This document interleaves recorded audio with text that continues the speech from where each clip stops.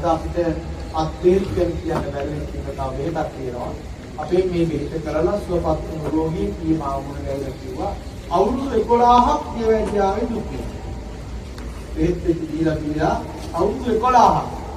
ඒක බුස්කොල පොතක තිබුණා කෙමක් බෙහෙත. ඒ බෙහෙත හොඳට මතක තියාගන්න කියලා දෙනවාද? තුන්වරක් කෝවක්කා වැලකට වන්දනා කරලා කියන්නේ දරු බුහුමන් දක්වන්න කියන්නේ තුන්වරක් වැලට වැදලා කොළ තුනක් අරගෙන ඒ කොළ තුන හපා කාලා වතුරු ඉදුව කොටේ. මේ උන්ට මම මේ කිව්වහම අපේ අනුරාධපුර සිව්දෙස Facebook page එකේ මම මේක දැම්මා. බහුතරයක් බලලා තිබුණා. මේ අම්මා ඒක හරියටම කරා කිව්වා. සමහරු මෙතන පුළුවන් 10ට වගේ නෙයි කියලා. වැන්දත් පවු නැහැ පුතේ.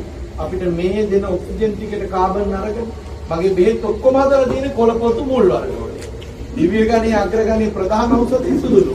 අමුත්‍යක් කාන්තාවන්ට පුරුෂයින්ට තරුණ වෙන සුදුලු සම්බල ආයු වර්ධනය කරන අමෘතයක් සුදුලු කියන්නේ. අපේ බෙහෙත් ප්‍රධාන බෙහෙත් සුදුලු. ඉතින් අර කෝවක්කා කොළ තුන අපලා මෙවුන් දකාලා දිනාක උදේ වතුර දීලා සීනි මට්ටම් බලන්න බටහිර වෛද්‍යවරයෙක් මුණ ගැහුවා. ආයෙ බෙහෙත් බොන්න ඕනේ නෑ ඔබතුමිය.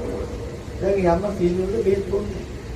කොහොමද මේ බෙහෙත හරියට කරලා එක දවසක් කරලා බෑ. හරියට මැෂින් එකකින් ඕනනම් කරලා බලන්න ඒක සාර්ථක වේක. ඒකයි මම අද කිව්වේ. මොනවද ඒකට ඕන වෙන්නේ? කෝවක් කොළ තුනයි. ඊට පස්සේ අපි කිව්වා යම්මට තෙමු කොළ මාරවලා කන්න. කෝවක් අතින් එකට මාරවලා කන්න ඒවා දිගට ගෙනියන්න. ඒතකොට අර බෙහෙත් පෙත්තටම උරු වෙන්න ඕනේ නෑ. ලෙඩ අනිත්‍ය වෙන ලෙඩේ නිත්‍ය වෙන්න බෑනේ.